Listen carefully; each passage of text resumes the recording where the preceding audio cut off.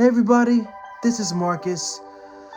So, I don't know where to begin with this one. This is still mind blowing and it's still a shock to me. And even what I'm about to say doesn't seem to be real. I still can't believe it. Just a shock, really. But today, earlier today, um, breaking news actually.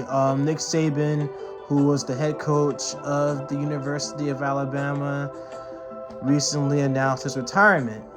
And effective immediately, he's not going to return for the 2024 football season. And so, 10 days in the new year and get news like this.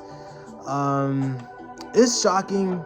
And of course, I graduated from the University of Alabama and I've been to all the games and I love going to the games. And I've actually met Nick Saban and he's a great guy.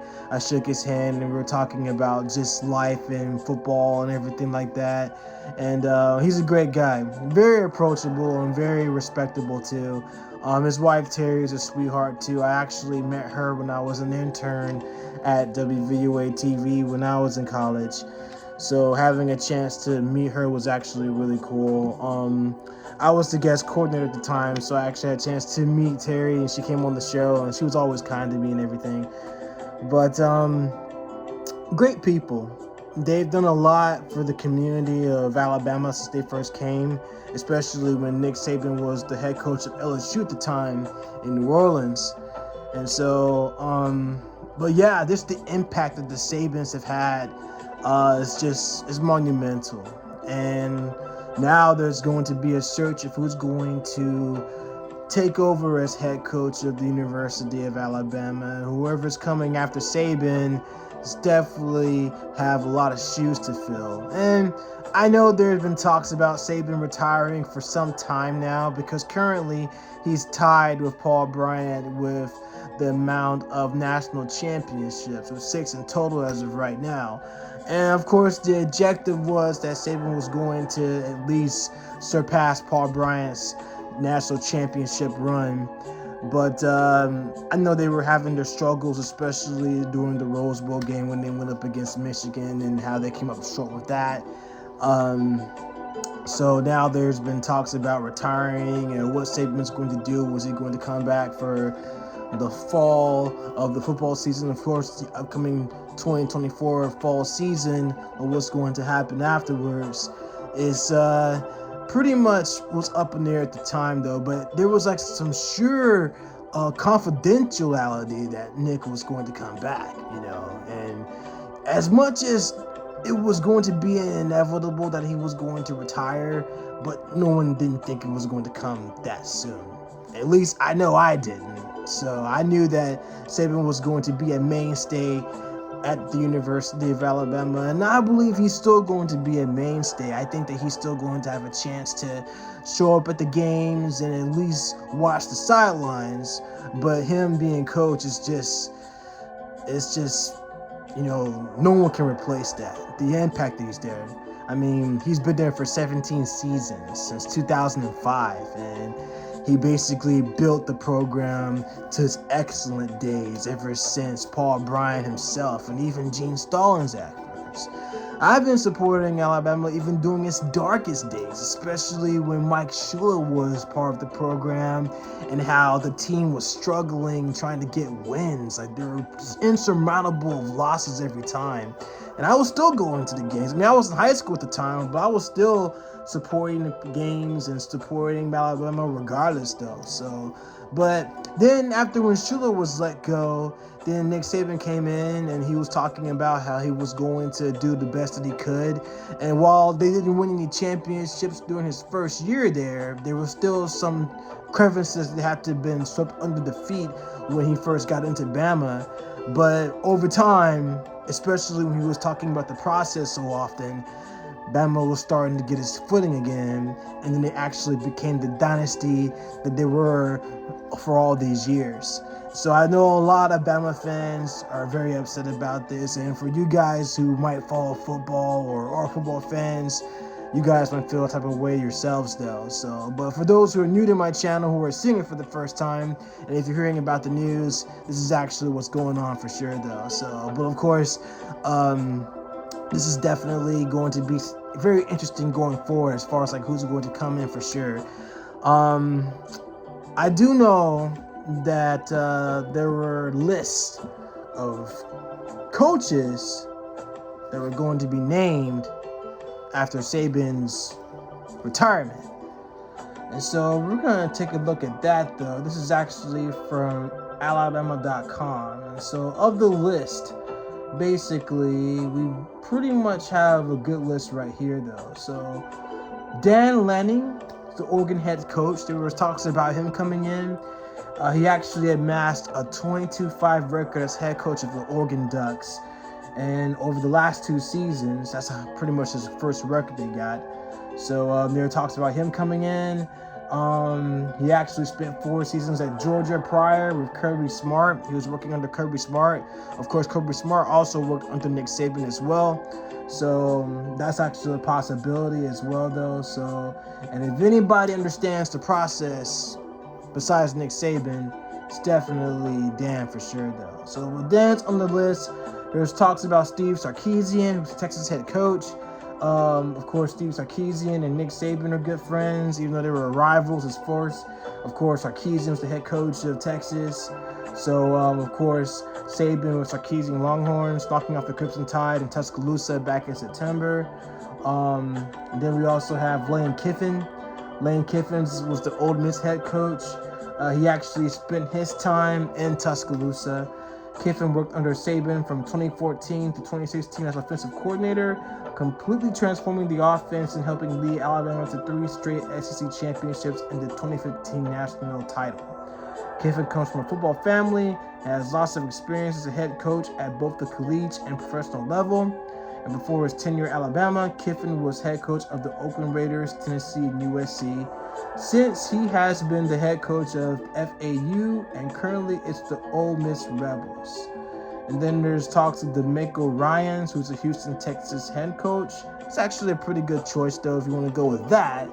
Of course, he's also a former Alabama player, too, which is actually pretty cool, though. So, but then we have Kalen DeBoer. Kalen DeBoer has been on talks about this. He's actually one of the hottest names that are coming up right now, though. So, but he's actually soared up in the rankings of the college football world, going from an assistant at Indiana to taking a different team to a CFP national championship game, all within 5 years. Dabo Swinney. Dabo Swinney's actually a good one too. Basically, Swinney's from Alabama. Played at Alabama and started his coaching career at Alabama. So Dabo is actually a really great choice too. So, I mean, if we're talking for familiarity for the fans, for sure, I mean, Dabo will definitely be a good choice for sure, though. So, but these are just the names that are just popping up as far as like the coaches who are going to replace Nick Saban. I even heard talks that Deion Sanders, primetime coach, might be taking Nick's place. I mean, he's on the list as well, though. But, you know, Nick, and actually it's funny that, you know, Nick Saban and Deion Sanders actually do the Aflac commercials together. They've been doing it for quite some time. And his name actually popped up too, though. So we're going to have to see where it actually goes, though. So, but it's going to be interesting enough to see where it's all going to go to. So, but, you know, for you guys who are new to my channel, and for those who know it, I talk about everything from comic books to movies and even sports.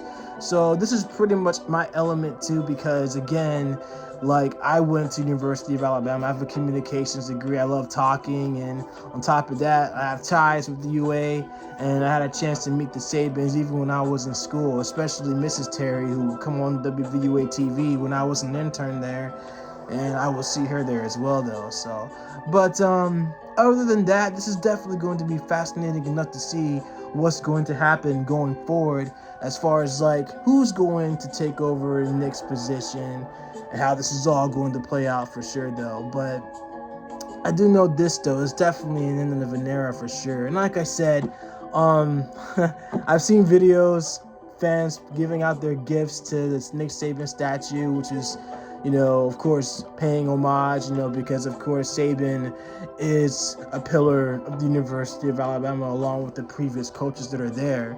So, and like I said, his presence is not going to go away that quickly for sure, though. But again, the list of coaches that I just named, including Deion Sanders, which of course is a rumor, those are the men that are lining up to more than likely take over Nick Saban's position as head coach. But it's going to be fascinating enough to see how it's all going to play out as far as like what's going to happen as far as when the football season actually does start for sure.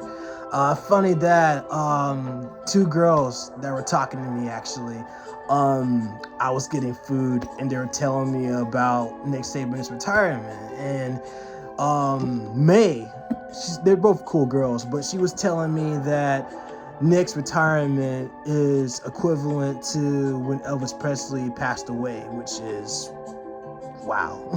That's all I gotta say. It was just that somber, and that was like in 1977 when Elvis lost his life. And so, retirement, especially with Nick, is kind of like, it just goes to show you just how prevalent, how important Nick Saban is. And every life is important, but the fact that the impact that Nick has had on the University of Alabama football program just goes to show just how significant it is. And it's going to be some big shoes to fill whoever takes his place, though. But again, no one didn't think it was going to come that soon, and then now this actually happened to the point to where now, who's going to take over the record, I mean, you can talk about the process as much as you can, but like, how are you going to implement that when someone else comes in? Because you're basically now starting from scratch. And I even read that one of the players, the D player, was actually supposed to come to Alabama, but he actually backed out when he found out that Nick Saban retired. His first name is Ryan, actually, and he was actually one of the recruits that was going to come to Alabama, but backed out after when Nick Saban announced his retirement. So after that announcement, it's like, what's going to happen next, though? So, but again, we'll see what happens. Like I said, I'm a huge football fan. I love Alabama. There are other teams that I like and respect. I like Penn State. I like Auburn, even though they're rivals, of course. But I respect all the teams, though. But Alabama, Georgia, Penn State, I like LSU. I didn't mention Auburn too. So I like other teams out there. And of course, my favorite football team in the NFL are the Philadelphia Eagles. And here's hoping that the Eagles have a chance to go to the Super Bowl, because we do have a lot of former players who are on the team right now. For example, we have Jalen Hurts, Devontae Smith, and you have Julio Jones as well. So it's a stacked house at Philadelphia. So hopefully we'll see what happens. And then we also have the Dallas Cowboys as well. They're my favorite team as well. They're definitely my favorite team. So we'll have to see what's going to happen going forward in the future, though. So, but either the Cowboys are going to come out or the Eagles. But I definitely want the Eagles to win too. But yeah, but this is definitely the end of an era. I'm speechless. I'm in shock. But I think Bama's going to still have its great days ahead. It's definitely going to be different, but I just think that we'll see what's going to happen. I think that we'll definitely have great days ahead as far as like what the team's going to be concerned. And there's many options too. So again, we have to see what's going to happen though. So, but again, this marks the end of an era, and I was hoping it would be a joke to where Saban would be like, "I got you, it's not going anywhere." But he doesn't strike me as as far as like pulling pranks like that though. So, but other than that, you guys, that's pretty much as far as like what's going to happen. I'll get more up to dates, and I'll talk about more about Nick Saban and who's going to be the next football coach going forward. And once I get more information, I'll definitely let you guys know for sure. But thank y'all so much for your support. It really means a lot to me, and you guys mean so much to me, especially for this southern boy who has an accent of a northerner. I get that all the time too, though. But thank you guys so much for your support, for supporting my channel. This really means a lot to me, and I love doing these reactions with you guys. So for those who are new to my channel, make sure you like, share, and subscribe to my channel. It definitely means a lot to me, and you guys will definitely get more updates as far as what's going to happen. And for those who are new, make sure you enable that bell so you can get notified whenever I drop a video. So, and to Nick and Terry Saban, I love you guys. You guys mean a lot to me, and of course the entire community. I wish you guys well. Like I said, we'll see what happens in the future as far as like what's going to happen for the season, and then seeing what's going to happen going forward. So, but when I get more information of who's going to come next after Nick Saban, I'll definitely let you guys know for sure. But I like to think that it's not the end, but just the beginning. So, but I love you guys. Thank y'all so much for your support. It really means a lot to me. We say roll tide, so roll tide, roll. So I love you guys, and thank y'all so much for your support. Roll tide. I'll catch you guys in the next one.